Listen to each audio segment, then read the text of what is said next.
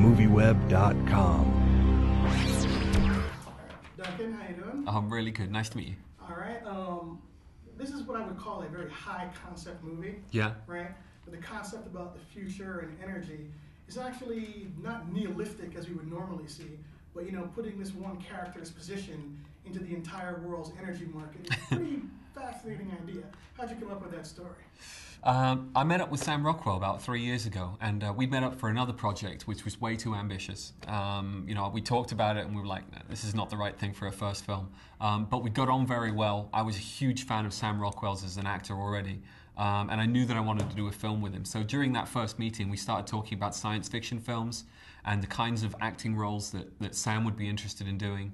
And there was this period of science fiction films from the late 70s and 80s with films like Outland and Silent Running and Ridley Scott's Alien, where you had these kind of very blue-collar, guys and women that were put into these unique sort of alien environments. And we thought, those films were about people, but they were science fiction films. And we thought that's the kind of film we want to make. So Moon sort of came out of that meeting, and I really wrote the story based on having had that meeting. That's good stuff. Let's talk about Sam a little bit. Sam is, one of the premier character actors of his day. Yeah. And in this film, he's the lead and supporting character. Yeah. When he's dealing with his clone. Yeah. It's a really brilliant performance. Talk about directing him as far as, obviously you're using, I guess, green screen or some kind of technology to do both parts. What was that like? You're absolutely right. I mean, Sam is probably one of the most underrated, incredibly talented actors, in the United States today. I'm a huge fan of his, as you can tell. My producer was incredibly supportive and knew that in order for Sam to do this role, we were going to need rehearsal time. So before we shot the film, I came to New York, met up with Sam and one of his acting friends, a guy called Yul Vasquez, and the three of us just basically, broke down and worked our way through the script again and again to give Sam the real opportunity to get a real sense and feel for the scenes, and also to be able to differentiate between the various versions of Sam that Sam Rockwell plays. So we managed to get a lot of work done in the rehearsals up front. But then when we were shooting as well, there was a lot of questions that Sam had for me about the character's background and why he was doing the things he was doing and why the company sort of was set up in such a way that he was going to be there on his own. And I had to be kind of on my toes all the time and ready to be able to answer all of the questions that he had. But I think because I was prepared and because he was prepared, we were able to do this. All right, let me ask you a question about the other primary character, Gertie. Yeah. Voiced by Kevin Spacey, who's a little robot that kind of helps Sam out in this lunar digging thing that they're doing. Yeah. At first, I was thinking Hal. Yeah. And very 2001. Absolutely. But then Gertie has a very, very caring part. I want to ask you about how you wrote that character and the decision to have that little screen that shows the moods, which I thought was pretty ingenious. Gertie is absolutely, paying homage to Hal from 2001. And what I wanted to do, we pay homage to quite a few different science fiction films, but what I tried to do is, wherever that happened, I wanted to play with the audience's expectations a little bit. And that's a good example. Hal obviously is a character who we learn not to trust over the course of the film. And with Gertie, I wanted the audience to make the assumption that they should feel the same way about Gertie as they do about Hal, which is why I think Kevin Spacey's voice was really incredibly important, because it does lure you into the same feelings as Hal's voice does.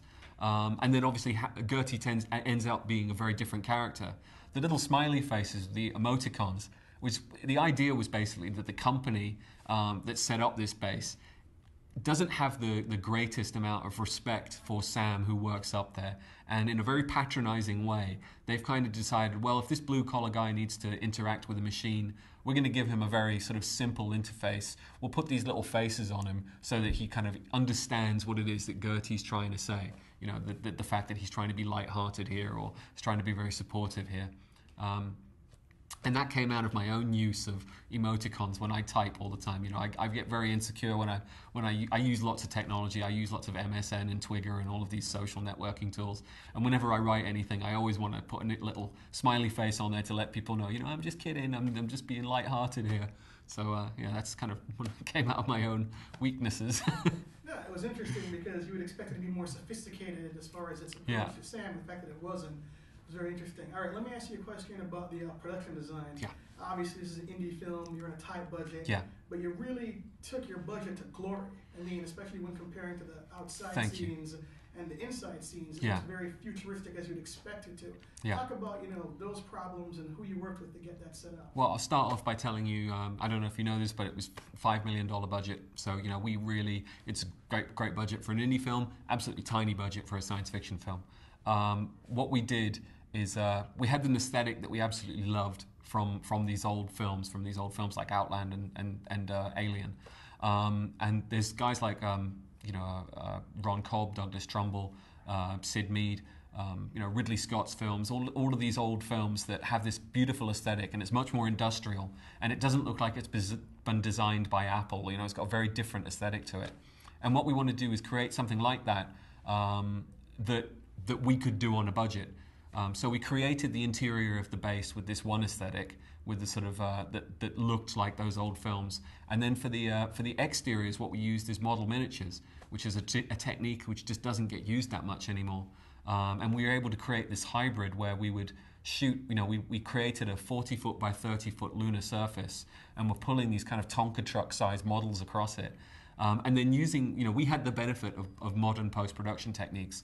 So we're able to shoot those model miniatures and then add a layer of post-production on top of that to beautify it and actually sort of get rid of all of the fishing line that we're using to pull the models across and add star fields and all these other things that we were able to do. So I think it gives it a very unique look, but certainly helped work this look for our budget. It looks fantastic, and I'm not just saying that. Thank you. All right, my last question for you. You got a great eye, right? I was very surprised by how cinematic this film was for such a small story. Yeah.